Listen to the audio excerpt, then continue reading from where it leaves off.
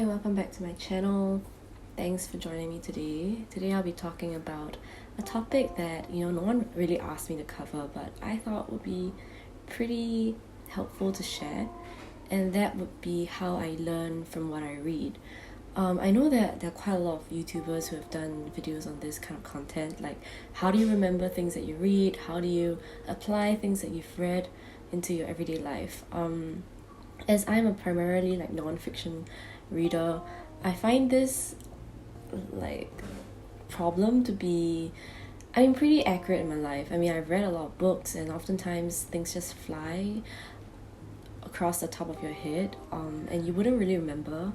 And the fact is that nonfiction authors tend to write in a way that's not meant to captivate you with a story, but you don't really have that kind of expectation.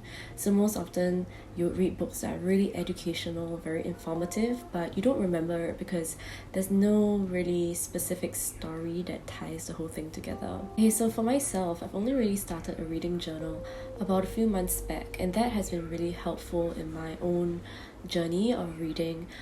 Before that, I used to read quite sporadically, and I would just take notes in random places of things that I've learned.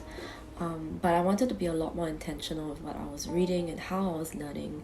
And so I just wanted to share my tips and how I keep that reading journal. And why I recommend a reading journal instead of keeping quotes and annotating your books is because most likely you're not going to be reaching out for your books and sharing those quotes with friends. You may wish to do so, and if you want to, that's great. But most of the time, what we recount to people is really the takeaways that we have, how that relates to our own life, how we want to kind of apply that in our own learning and subsequent our subsequent actions. This is my reading journal. As you can tell, there's like a pig on the front, and so it's 2020 and this is for 2019.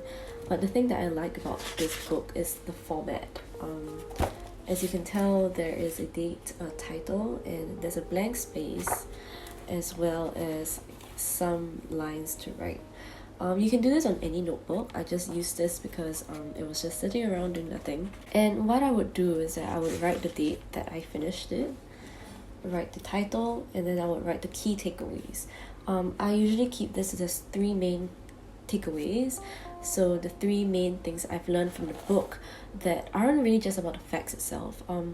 I try to keep it to what the premise of the book is. For example, this is by You're Not Listening by Kate Murphy, and I wrote that we need to listen more and create safe spaces for people to be heard. This is a argument that Kate Murphy did write in her book, and this was a key takeaway that I had while reading the book. Below that would be my personal reflection. So this is where I would write things like, did I enjoy the book? In what stage of my life was I reading this book? Did I find it relevant? Did I resonate with things inside the book? What are the major themes in my life right now that kind of relate to what I'm reading about? And are there areas that this book did not address that I want to read further about? Are there things that I feel would be useful to share with other people? It really depends on the book, because sometimes with more educational books, I would usually write connections to books I've read before, or books that I now want to add to my TBR because of this book that I've read. So I think, as you can tell, I have some books that I've written in, but I have not really wrote my reflections for yet. So I'm always about 2 or 3 books behind, but I don't think that really matters as much because these are really your own reflections. I'm gonna link a video down below by Ali Abdal. He recently uploaded this video about how he remembers everything that he read, and he has this very interesting system set up from level 1 to 7, and I find that extremely useful. And I think the most important point is to be able to rephrase what you've learned and then be able to kind of pack it into concise bites for yourself, but also in the case that you are trying to share it with someone.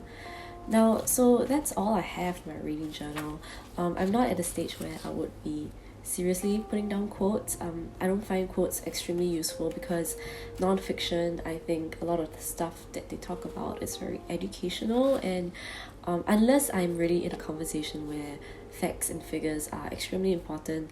I don't think there is a need necessarily to quote directly from the book. Yeah, so that's how I do my personal reflections for my reading, and that's how I kind of make connections across the books I've read.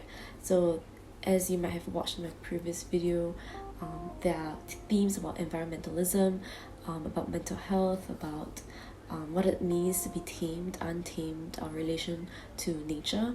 That has really been a very, very salient reading theme in my life this year. And it's only really by reflecting about it and being very conscious about the books that I've read in the past and what books I want to add to my TBR that these themes are relevant and resonant in my life right now. So I highly urge you to start a reading journal. I don't know how exactly this would be relevant or like applicable for fiction readers, but I'm sure there are certain takeaways that you might get from fiction reading as well that will be useful to see as a big picture kind of thing. So let me know what you think about this whole process in the comments. I think having a reading journal is really a deeply personal journey, and that it really helps you see what kind of reader you are.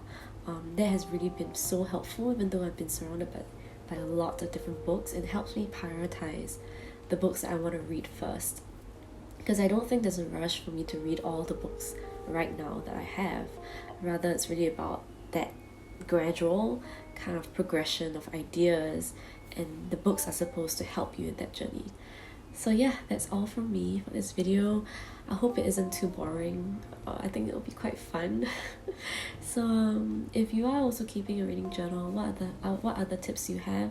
I think I'm still kind of new to this, so it'll be awesome to learn from you all. So yeah, thanks for watching.